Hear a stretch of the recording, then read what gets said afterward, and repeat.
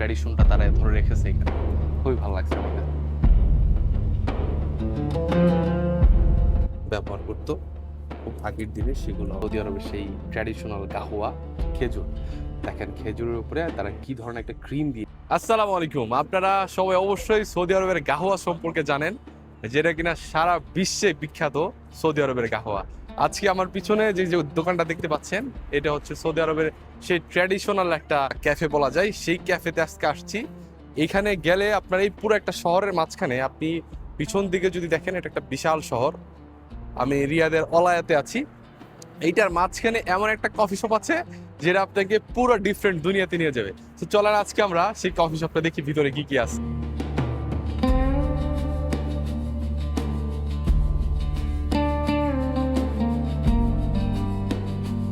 এতে হচ্ছে তাদের রিসেপশনের অবস্থাটা।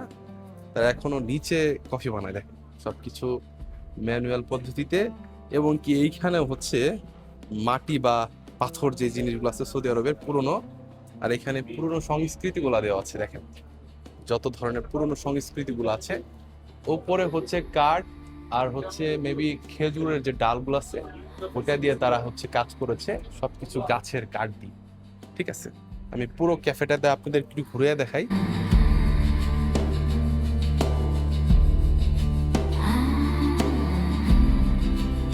চেয়ার বা টেবিল ব্যবহার হয় না এখানে।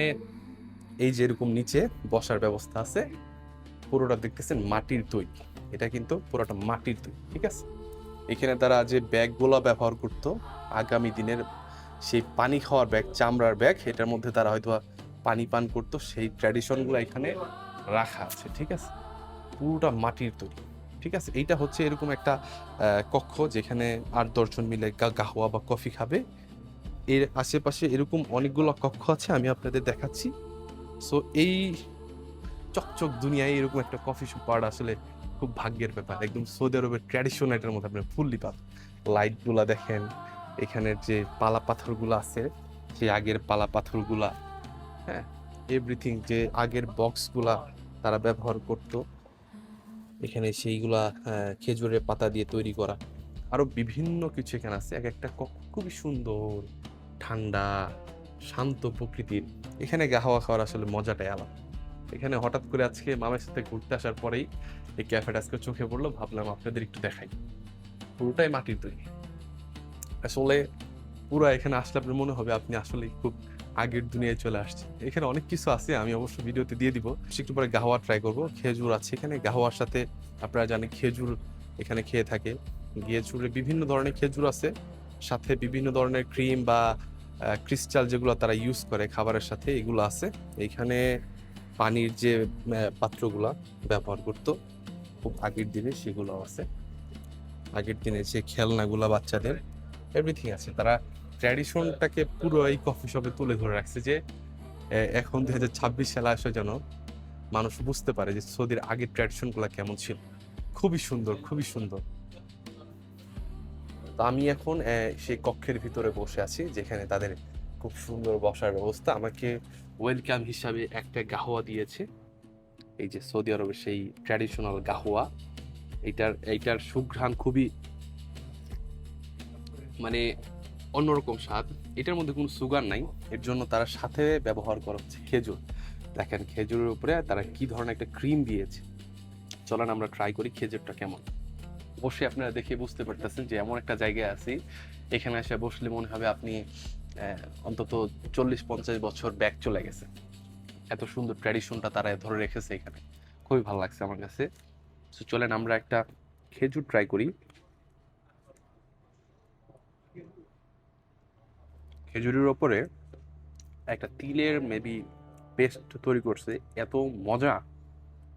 খেজুর তো এমনিতেই মজা, কিন্তু তার সাথে যে একটা ক্রিম দেওয়া হয়েছে, এটা আসলে অসাধারণ। আর খেজুর খাওয়ার পরে আপনাকে গাওয়া খেতে হবে।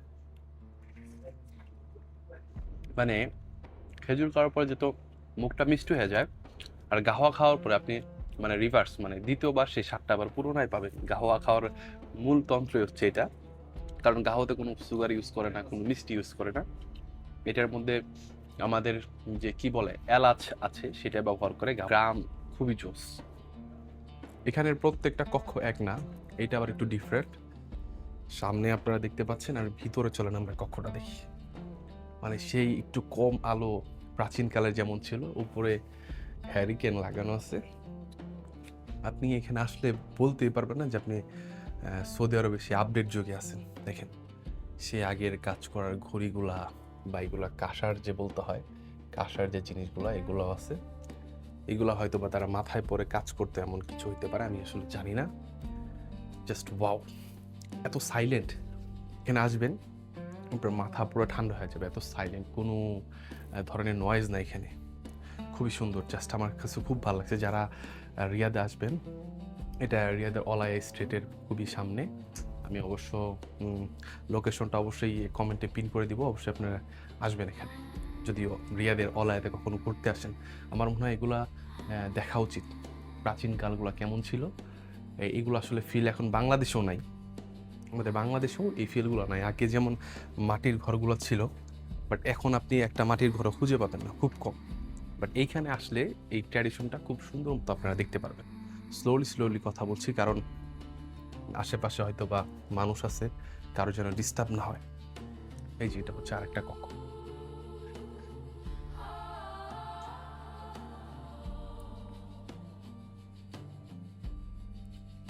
আসলেই খুব সুন্দর।